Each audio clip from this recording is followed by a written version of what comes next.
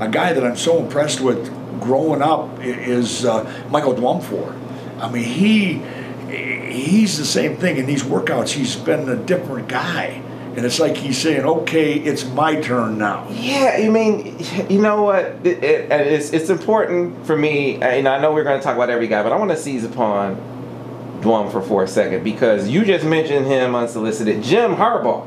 You know, when I was up with Jim and he said, hey, you know, Dwumfour, I mean, you know, he can do physically a lot of the same things that Mo Hurst did. Not to say that he's going to be Mo Hurst, but a lot of the same physical tools are there. And then Don Brown just mentioned them. So what is it about him, skill-wise? I mean, you just talked about his work ethic that he brings to the table. What is it about him skill-wise that has you guys collectively as a coaching staff so excited?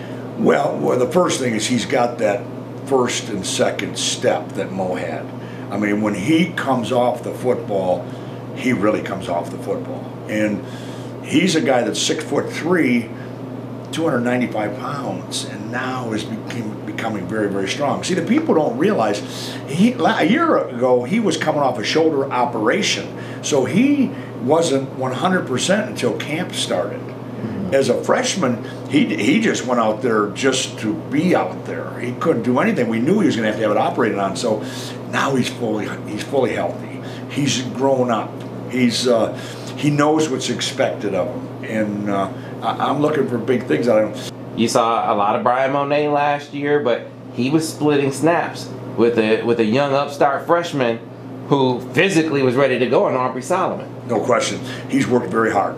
And you know, a lot of times when you're a freshman, one of the hardest times is after your freshman year going into your sophomore year, and he's gotten through that. And he's doing very well academically, and he's working very hard.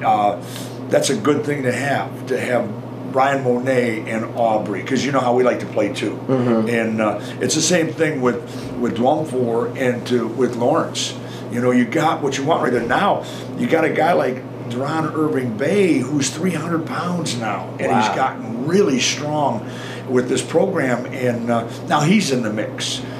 Donovan Jeter getting healthy should be in the mix. What is his weight at now, Donovan Jeter? Donovan's over 300, and he's strong. It's not being heavy. It's muscle, and so that's good. Kwity Paye might be one of our strongest guys. His leg strength is unbelievable. He's working like he always does, but now instead of being 235 pounds or 225 pounds, Kwity Paye's 250 pounds. I asked him today, I said, Kwity, you really look good. What do you weigh? He said 256 pounds. Wow. You know? And we haven't even talked, you know, we haven't had a chance to work with Luigi yet, you know, who's really coming through his operation well, and so we get ready for all that to happen. You have known Carlo Kemp, his family, for a long time. I just talked to Don Brown. He said, look, you want to know about strength? I watch this guy.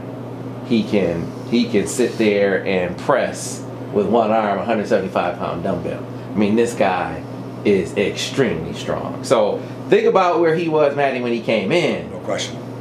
And where he is now. Do you see him getting to the point where, all right, more snaps compared to where he was last year? Where we saw he may have had some flashes last year, but you think we're going to see more snaps from Carlo this year? No question. And the thing that Carlo now is able to do is do like Chris Wormley did at that same age. If you remember, Chris Wormley played an anchor end and a 3 technique. Mm-hmm. Carlo Kemp now will be able to play an anchor and a 3 technique. In fact, he came to me and asked me, Coach, can I start playing a little more 3 technique because I want to play more?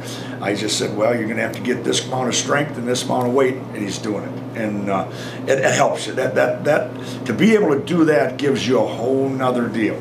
So what is he up to weight-wise now, Carlo? 278 pounds, I think he was yesterday. We started off talking about Kwity Paye being up 256 pounds. I talked to his high school coach, and he said, you know, the guy can run like a deer. He's a track guy. A lot of us on the outside thought it was going to take him a year or two to really get into the mix. They, as coaches there, said we felt all along he was going to be able to go there and compete and get on the field right away. Now you're talking about him having, you know, 20 extra pounds, Matty. What does what do you look for from Kwity coming up this year? He's a perfect person to be able to rotate with Chase. Now you've got, in that open side end, where Chase has grown into the strength by his toughness strength, you know, and he's done a good job in the weight room, but Chase refuses to get beat. You know, he's one of those guys that you say, boy, you're not very big, and he's going to hit you in the mouth as hard as he can and say, I'm pretty big now, aren't I? Mm-hmm. Kwity is now getting the physical strength, and now it's going to allow him to even play more and to be there more if Chase needs that. Problem with Chase never wants to come off the field.